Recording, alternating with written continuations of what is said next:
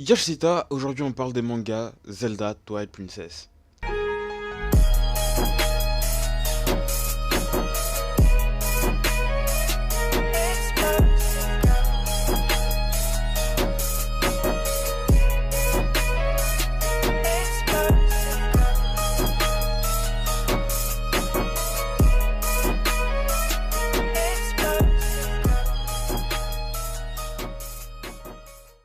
Bon, alors déjà, oui, il y a des mangas de Zelda Twilight Princess, ou plutôt un manga Zelda Twilight Princess, mais il y a surtout des mangas Zelda, donc sur les licences de jeux Zelda. À ma connaissance, il y en a un sur Majora's Mask et un sur la fameuse licence The Legend of Zelda. Donc, pour ceux qui sont fans de ces deux jeux-là, je vous invite à les voir, les lire plutôt ces deux mangas. Et pour ceux qui sont fans comme moi, de Zelda Twilight Princess, eh bien je vous invite à aller lire le manga Twilight Princess. Pour le coup, il y a 4 tomes et honnêtement, c'est vraiment excellent. Et bien évidemment, tu t'en doutes, hein, c'est pas des mangas à scénario avec un nouveau scénario. C'est les adaptations du jeu, donc c'est le scénario du jeu qui est repris, mais il est adapté d'une autre manière. Et honnêtement, c'est vraiment excellent. Déjà, premièrement, c'est excellent parce que Link parle et il est doté d'émotions. Ce que je veux dire par là, c'est que dans le jeu, certes, on voit Link taper des têtes tristes, des têtes énervées, mais c'est rien comparé à... en fait, c'est rien comparé au manga. Dans le manga, Link ressent vraiment de réelles émotions. On les voit, en fait, on ressent vraiment les émotions de Link. C'est vraiment bien développé. En fait, le personnage de Link est vraiment bien développé au travers de ses émotions et au fait qu'il y ait de la parole, et ça rend vraiment quelque chose de correct et de vraiment classe. Ensuite, deuxième point, c'est que c'est vraiment très bien dessiné. Je trouve les dessins ultra fluides et vraiment très bien géré. Les proportions sont correctes. Pendant les scènes de combat, c'est ultra fluide, et surtout que grâce à la pureté et à la simplicité du dessin, les scènes de badassitude de Link, les moments où on voit Link être ultra badass, et bah c'en est que magnifiquement bien, parfait en fait. Le dessin colle vraiment bien avec l'univers du manga et l'univers du jeu de la princesse en fait, et c'est vraiment stylé. Ensuite, troisièmement, la relation entre Link et Midona est ultra bien retranscrite. Ce que je veux dire par là, c'est que Link pouvant parler,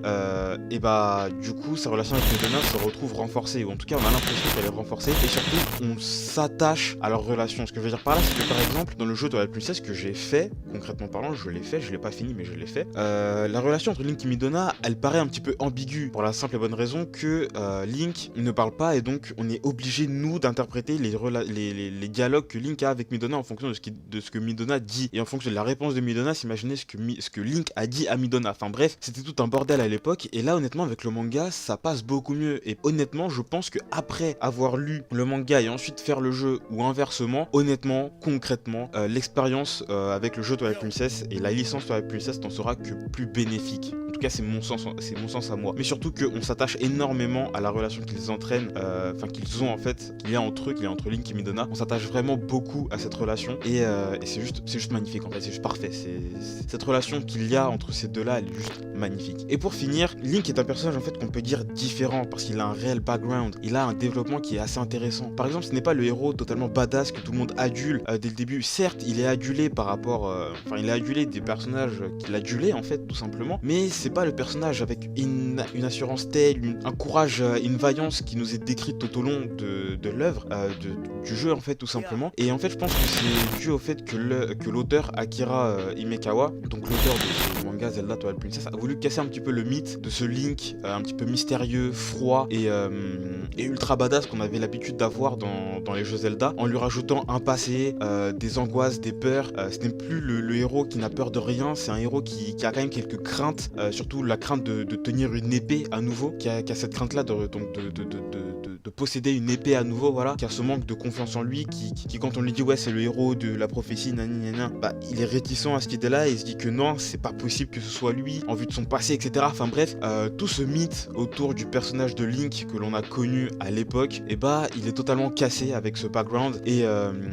Et au passage, pour conclure un petit peu sur ces 4 points que je trouve excellents dans ce manga, l'aspect combat et l'aspect combatif en fait du manga est très peu présent, en tout cas pour ma part. Je trouve vraiment peu présent en fait, dans le sens où ça va être plus l'aspect développement et relationnel entre les personnages qui va être développé et qui va être mis en avant, pour la simple et bonne raison qu'en fait la partie où Link explore les dojos, etc., elle va être beaucoup moins présente, elle va être même très peu présente, parce que dès que Link va entrer dans un temple, et bah comment dire, dire, il va voir le boss du temple, en fait, il va voir le boss de fin directement se pointer devant sa gueule, alors que tu sais, t'avais toujours un petit boss intermédiaire à buter, après t'as un boss final, et après t'as ton cœur, etc. machin, enfin bref. Là pour le coup, il y a vraiment beaucoup de choses qui étaient dans le jeu, qui ont disparu dans le manga, malgré le fait que ce soit un manga et donc que ce soit forcément beaucoup mieux développé. Il y a certaines choses qui sont beaucoup mieux développées parce que ça a été sauté dans le jeu pour laisser place à l'aspect aventure et l'aspect combat. Mais là, l'aspect aventure et combat, il est beaucoup moins présent. L'aspect aventure est quand même là parce que ça reste un Zelda et que l'aventure dans Zelda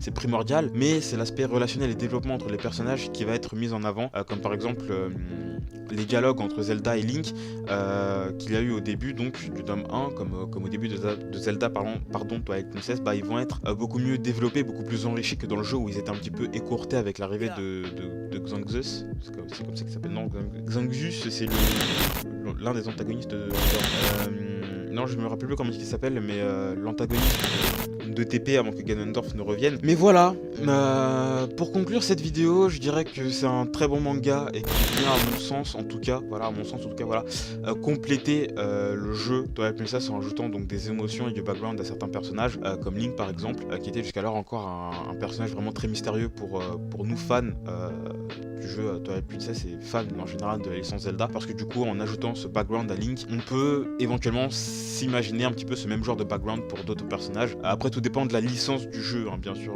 enfin tout dépend du jeu Zelda en fait, parce que bon, pour Wind Waker, tu vas pas ajouter un background à un personnage de 12 piges, hein, tu peux pas faire ça, c'est totalement impossible. Donc voilà, c'est la fin de cette vidéo, j'espère qu'elle t'a plu, n'hésite pas à lâcher ton like et à t'abonner, moi ça me ferait vraiment très plaisir, puis moi je te dis à la prochaine, c'était Ita, ciao.